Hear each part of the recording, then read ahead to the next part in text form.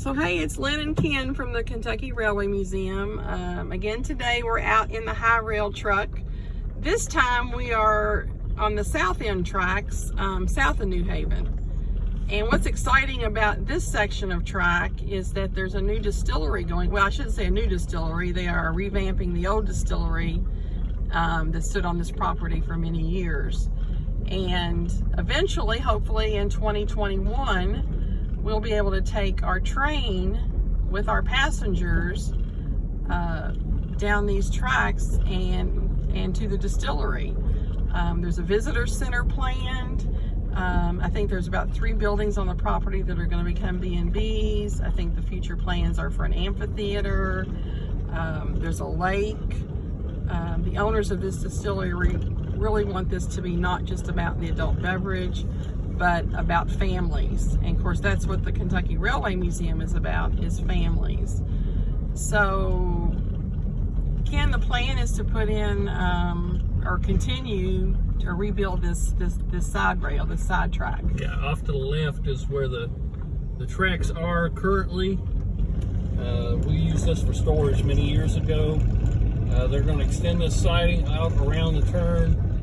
Past the distillery, there'll be another track leading to some of the other areas over there. There'll be a station, and this side track will go down where it originally tied in many years ago, down south of the crossing down here.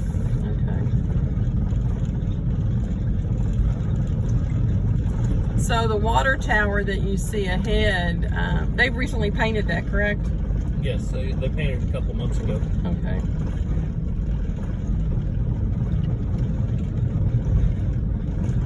So this is going to be exciting, not only for us here at the Railway Museum, but for our visitors as well.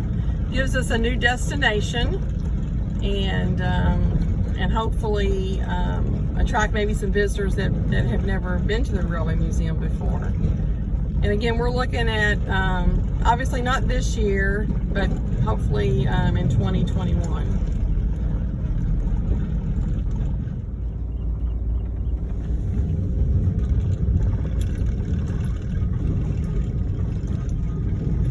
So as you all can see, there's been a lot of trees leveled through this area to make way for a new visitor center for the distillery that our passengers will be able to visit.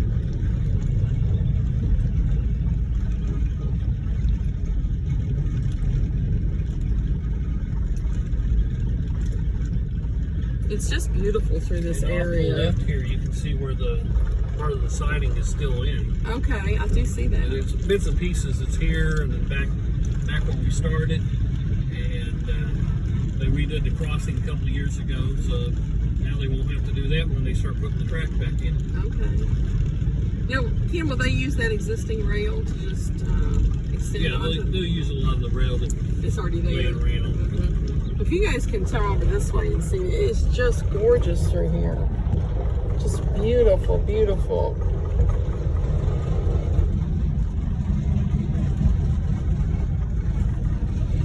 And this area is Gethsemane, correct? Yes. Right up here where this road is, this is E-Head Road. Okay.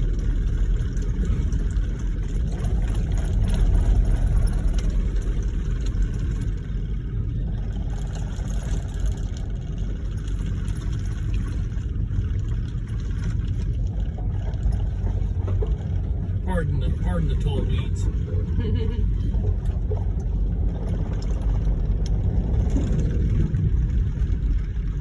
All right, so then right here is, you said D-Head Road. Yes. And then we're gonna stop here. We can go on further. Okay, all right.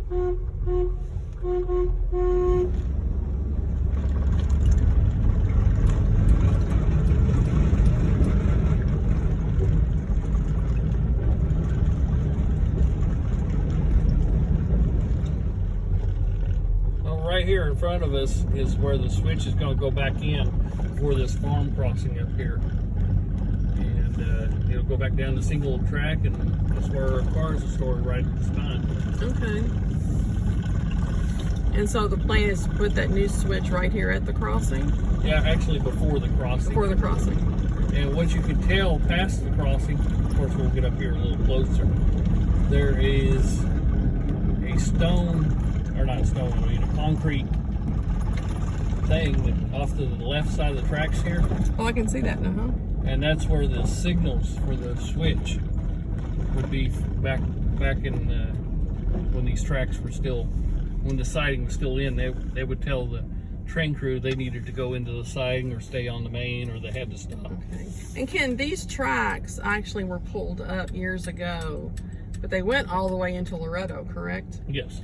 Okay. And Actually further than that. They went through what is it, Stanford, and is it Crab Orchard? Okay. And on over to the other side of the state where the other main line comes from Cincinnati to Knoxville. Okay. But currently the tracks go from if you're coming south from our depot, they're going about 6 miles. Yeah, 5.5. 5.5 miles, and then after that they are ripped up. Okay. And most of this area down here, we use it for car storage. Okay. When we are able to go south on our tracks, it is a beautiful ride. Oh yeah, it's more beautiful going south than it is going north on our tracks. Yes, there's more farmland through this area, and so I think once we are able to go, once the distillery does open and we're able to go down this way, I think our passengers are going to really enjoy it. And we're going down this gravel road. So Ken, what's happening back here? This is the new truss plant that they're building. Okay. It will move from the distillery over here. So the reason that they had to build a new truss plant was because it was sitting on where the distillery is going to be going. Yep. Okay. So I apologize for the shaky camera, but this is a gravel road. It's a little bumpy. Also construction equipment coming back and forth here. Okay, Ken, if you can stop here, I'll see if I can zoom in a little bit on this so our visitors can see. Okay, so as you all can see, they are still in the midst of constructing this new truss plant. It's, I think the name of it's Affordable Truss. Mm-hmm. Okay.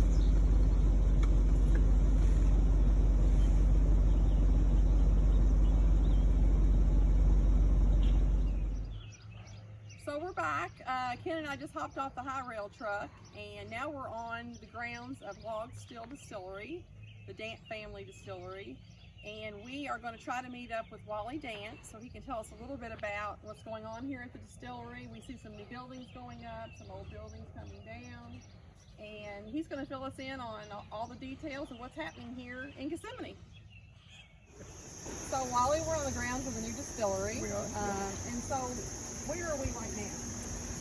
So really what you're looking at today, right, is kind of the old, what I call the old top part of the distillery, where this used to be the bottling house for the distillery at one point in time, and all the ruins that are down the other railroad tracks, which is where we're going to put the new train depot, is where all the distilling is actually done. And so in today's world, what we're actually going to be doing is putting all the distillery operation on the top ground and staying out of kind of where the bottoms are down there near the railroad track. So what you're looking at here is our first project, right, which is the water tower, and so that was built in the mid-30s, and we've restored that to be a working water tower, so that'll be fire prevention for our distillery operations up here. Okay. And that's just recently painted, correct? It has, yeah. And you'll see us change our logo up there, and so eventually what you'll see, in addition to the Dant family distillery, we're going to have Log Still Distillery up there, plus a couple of our logos, and it's just a way to begin to introduce that we're back in the business again of distilling bourbon. And speaking of that, so the distillery used to sit on this property, and how long ago did the distillery begin its operation? So, well, back in the late 1800s, actually, the distillery was in operation. Now, it changed hands a few different times over the course of its lifetime. So, the Beams had it at one point in time. Then my great-grandfather had it, another Dant, and then Arm & Hammer bought it. You know, Really? oh yeah. So he had a number of different companies, but one of his subsidiaries, United Distilling, bought it in 1940. And then in 43, they actually bought the Dant Distillery, the original J.W. Dant Distillery in Marion County, and moved it all here. So this distilled the J.W. Dant brand till 1962, and that's when they shut it down and then moved it back up to Louisville, Kentucky. Okay, so there's not been a distillery on this property since 1962? No. Okay. Not since then.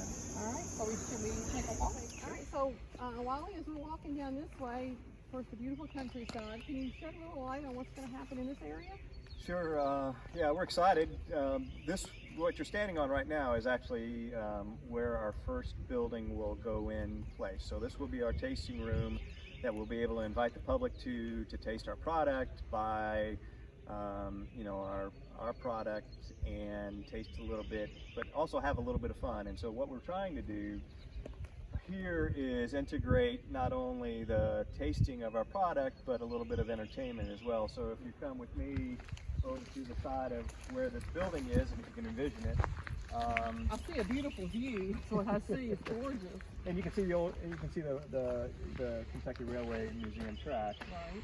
And as a part of that, we're building an amphitheater here that'll be inclusive of our entertainment side, as well as the replica of the old train depot that'll be incorporated in with some of the old ruins of the distillery. And so as you disembark from the train, you'll be able to see the old depot, but also be able to look at some of the old ruins of the distillery and understand kind of what that operated as a part of as a part of the tour that we have out here. We want people to see kind of the old and then see the new. Absolutely. And just trying to incorporate all the history that we have here on the site. So once someone gets off the train, because you said the tasting room is going to be here where we're standing. Yes. How will they get to this area? Yeah, we'll have a little walking trail. So we'll incorporate a walking trail that comes up here to the tasting room, and it'll be handicap accessible, right? Nice. So yes. we're gonna make sure the grade is all good for people to be able to use wheelchairs and things like that.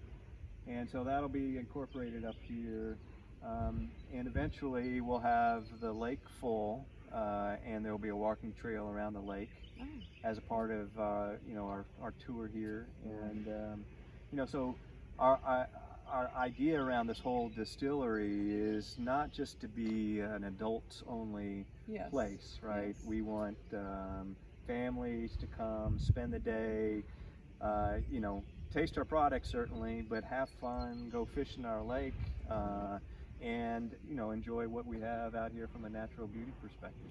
Absolutely, that's great, because that's what our train's all about, is family. Right, so right. That'll be wonderful. So what I'm seeing here, this building with the green roof, what did that used to be? I think that used to be a part of the security that they used to have here on site, and so they hadn't used it in a long time, and so it'll probably come down at today, because well, especially you're talking about putting an amphitheater in this area. How many people will the amphitheater seat? Well, we're thinking we're going to be able to serve around 300 to 350 as a part of that. We're still to work through all of the details around that, certainly, but our hope is that we bring in acts, whether that's from local here or hopefully some national acts that people know and can get excited about and bring real commerce here to this part of Nelson County is really what we're looking to do and be a part of. Well, it really is beautiful, and I can see sitting in this tasting room with the big windows looking out over that Kentucky countryside. People are really going to enjoy that. Yeah, we're pretty excited about it. You know, if you look, you know, down below, and you can see, you know, remains of the old fermenting tanks. Right. And right, and so our thought process around some of this from an architectural perspective is that we want to draw people in, you know, to what we have that used to be here, and just make it architecturally pretty to where, you know, you can just have seating that's sitting around that. If we've got a band out here playing live, then people are going to be walking around, looking at kind of the old buildings that we have here, and then just enjoying the scenery. Well, I love the idea of incorporating the old and the new. I think people, you know, a lot of people really enjoy history. That's what they love about the Railway Museum. That we're always trying to preserve that history, and that's exactly what you're trying to do here as well. So that's great. Yeah, and so if I can get you another shot here, if you look over to the west of here, you see an old mansion right there. Back in the trees. Back in the trees, right? And that's the old Sam Pottinger mansion that was built in the 1840s. Okay. And so our hope with that is, in fact, we're hopefully going to be working on it soon, is to refurbish the house and have that as a part of our event venue that we're going to have out here. So that event venue will look like an old rick house and be able to hold dinners, conferences, weddings, seat about 350 people in a sit-down meal process. Have a little maybe chapel area associated with that, and you know, be a part of the use of that old hillside. So again, when you're over there as a part of that event venue, you can then look back either down the tracks, right, at the train that's pulling by, or up here at the distillery, and just get a sense and a feel for what, you know, what this place used to do back in the day. Right, sure. Okay, wonderful. Shall we continue? Sure. Okay, Wally, so this building here, just adjacent to where the new tasting room is going to be, what is this going to be? So the whole concept about up here is we're going to have the tasting room, we're going to have a visitor center associated with the distillery, and so what we're hoping to do with that visitor center is really have people understand what our history is around bourbon, right, and the Dant family, and how long we've been in it for 7 generations, and really kind of speak to not only our family, but this whole area, right? Whether that's New Haven, New Hope, Gethsemane, which is where this used to be called, and understand kind of the entire history that's associated with the distilling side, right? And how that rail line really serviced all the distilleries that used to be here.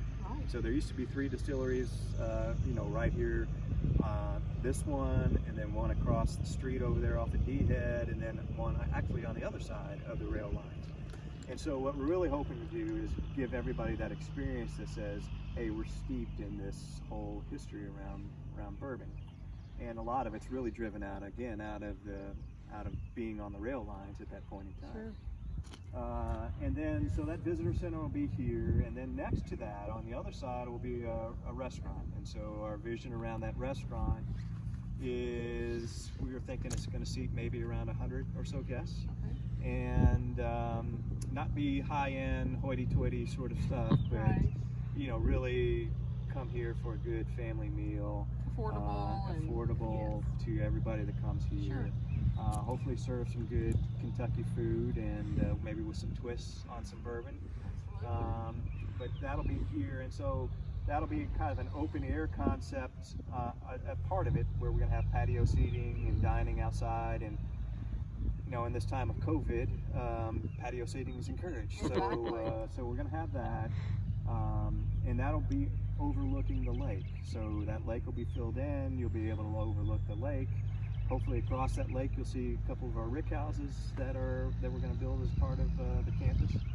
But it's really just an idyllic sort of setting that we're going to have up here. And the main draw to all of this is this water tower, because it kind of draws people from all around. You'll come in from the entrance over here off of D-Head. You'll see this first, and then all the buildings kind of kind of come from. Was this there. one of the first things that was constructed, or the shower's already here, Uh-huh. but was this one of the first things that you all addressed on the property? It is. It's the very first thing. We wanted to know whether it was working.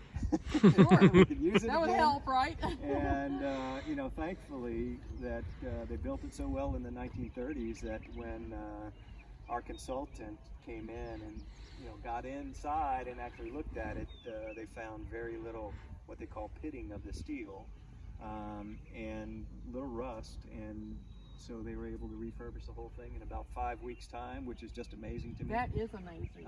But they did a fantastic job, and so that'll again be a part of our fire protection for the whole campus. It's like the icon of the distillery. Yeah, it is. Absolutely. Yes, it is. Great. Okay. So where are we headed next? We're gonna head over and I'm show you where the new distillery will be and how that vision's gonna look. Okay, so where are we at now? So what you're looking at is the two old, what we call Quonset huts, right? So they were built in the 50s. They're so called what? Quonset huts. Quonset huts. Right, so they're Okay. actually old military style barracks is what that was really made. And so back in the early 50s when they built this, which was 1953, this was the original bottling house for all of the bourbon that was coming out of the warehouses. These were bottling lines that the company used back then. And so since these have been around for now 70 some odd years, we thought we would use the same sort of design shape for the new distillery. And so we're going to use the same existing footprint that this building is in today and put our new distillery up. And so since we're on the other side of the water tower, so kind of if I'm looking this way, the restaurant's on this side, you got this little patio area, and then the new distillery is sitting here. And it will have our 18-inch column still that Vendôme's making for us in a big glass tower. So it'll be about 45 feet high in a big glass tower, and then this barrel shape that you see here on the current buildings right now will be the barrel shape for our distillery operations. So the rest of the distillery will be behind that glass tower and go out into the end of the building. And so we'll have our distilling operations, all of our fermenting tanks, our still, and then we'll have bottling in the back of the building and barreling in the back of the building. So that's kind of what this whole vision is around this. And so our visitors will be able to start here, go outside, and enter into the distillery. And so you've got this, again, view of the lake that you're looking at, and then go into the distillery, have the tour, and then come back out into the portico if you want to get something to eat or drink, visit the visitor center, or go to the tasting room. Right. It's kind of how we think the flow is going to be. That was my next question. I was wondering, for our train visitors, so they will be able to take a tour of the distillery. Oh yeah, Are these going to absolutely. be guided tours, or? Yeah, so no, we'll have guided tours throughout. Okay. Now, some of the old grounds that we have down here below, we might have a self-guided tour, right? To where we have pamphlets and things like that, to where they can walk around and say, okay, here's what was here originally. Right. Or we can have guided tours, through reservations and things like that. But our intent is really to work with you all from the KRM on, ultimately saying, what do you need and what do we need, and to make this work, because we will be the only distillery with a working train. Right, exactly. And so that's the real excitement about this. It really is. When you start combining people's love for trains and maybe their love for bourbon. That's right. is we'll have something that nobody else has quite here in the States. So we hope to make it a big attraction for everybody. You're absolutely right there. Yeah. So, all right. And where to next? I think what we'll do is maybe show you a shot of kind of the lake and what that might kind of get a vision of that. Okay, Wally, we've taken a little bit of a walk and a little detour and have ended up here. All right. So tell me about this. So this will be kind of the west side of the distillery. So again, if you take a look at kind of where the Quonset huts are, right? You're kind of sitting on the back end of the distillery and where that'll be. And ultimately, this is our lake property. and this will all be filled back in. You know, so this lake's been in existence for 80, 90 years. Oh, right? okay. And so we're going to have our walking path that sits around this lake, so people again be able to go around, enjoy it, fish. We'll have a couple docks that go out into the lake, and you know, so we'll have the walking path, or we'll have available four-wheelers for people to be able to take them around and show them. One of the things I think we're going to try to incorporate around this, we'll have benches where people can sit and contemplate life, drink, have a little picnic lunch if they want. But we'll also incorporate our family history around here, and so it's important for us, for our descendants of the Dant family, to kind of understand where they fell in that Dant lineage, and so I think we're going to kind of incorporate that around our lake property. Did I understand you to say that there was a lake on this property, or this is going to be a new lake? So this is the lake bottom that you see right now. Okay. And so that's going to be filled back up again. Okay. Yeah. Okay. And how big will this lake be? Acre-wise? About 10 some odd acres. A nice size lake. Yeah, it'll be a focal point for us again. You know, so it was at one point in time. I remember, you know, when I grew up coming over here. My dad grew up on property. My grandfather was here. We used to come over fishing in this lake all the time, and so I want to be able to provide that same experience for everybody else. Ducks. There'll be some ducks. There'll be some ducks. That's right. We're not going to have those, hopefully no wild geese. I don't like those. Kid and I had a conversation earlier about those wild geese, didn't we? Yeah. They leave behind stuff that I just don't care they for, do. right? Yeah. They do, unfortunately. Well, it sure is beautiful. Yeah, it is. All and right.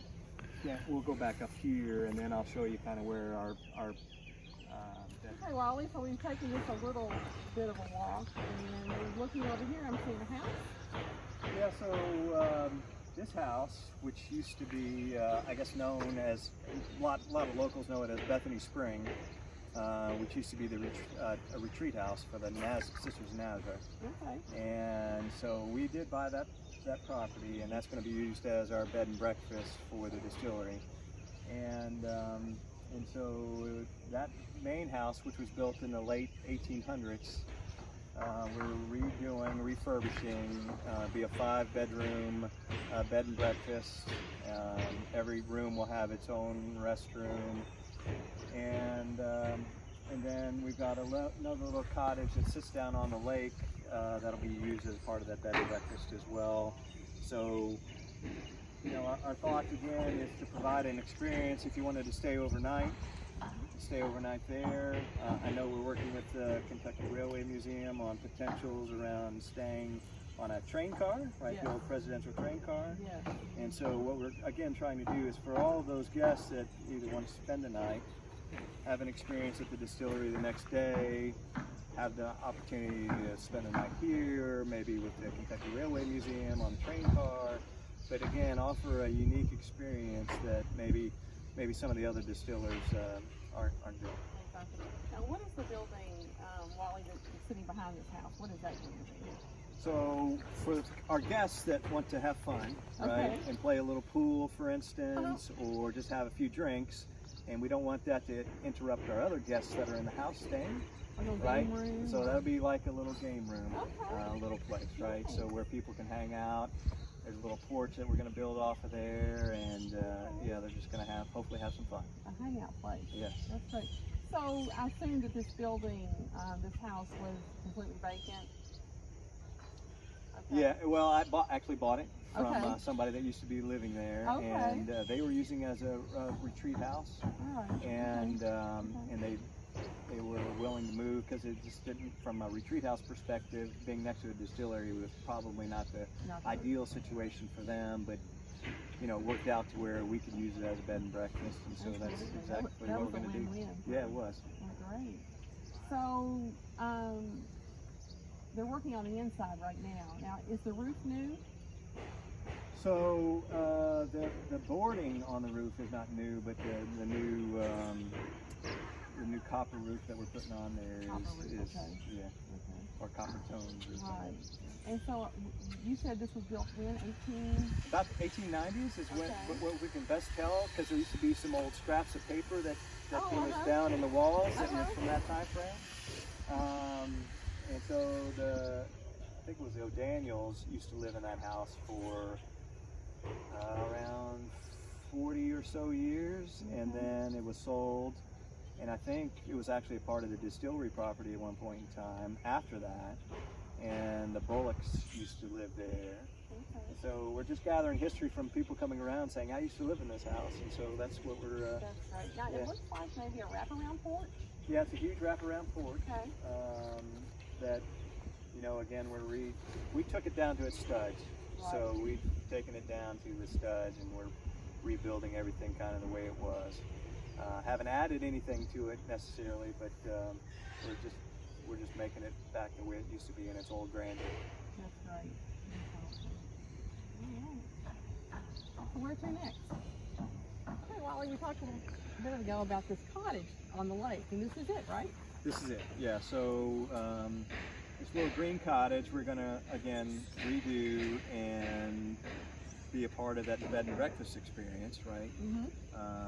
And it actually sits on the lake, and so, you know, when you go out in the morning or in the afternoon and you sit out on the front porch and be able to overlook our lake from just a different angle than where we were before, but again, offer the guests a different experience, right? From the main house that you saw before to this little cottage here. And, you know, so we got a little 2-story place that you can rent out, or actually we have a little small apartment down below you can rent out as well. And it'll just be another experience that we offer to our guests that allows them to see a different angle of the distillery and then be able to enjoy kind of the sights from the lake house. So we've got a train car experience that we could do overnight. All right. We have a cottage experience. Yep.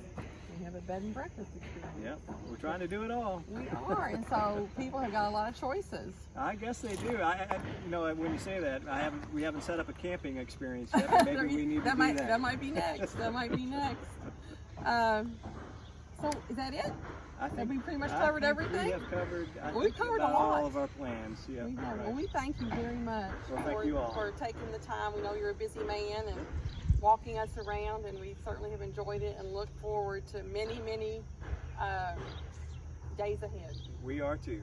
And let's get past this time, and we can all have a grand opening out here. Yes, that would be wonderful. Right. Cheers. Cheers. Amen. All right.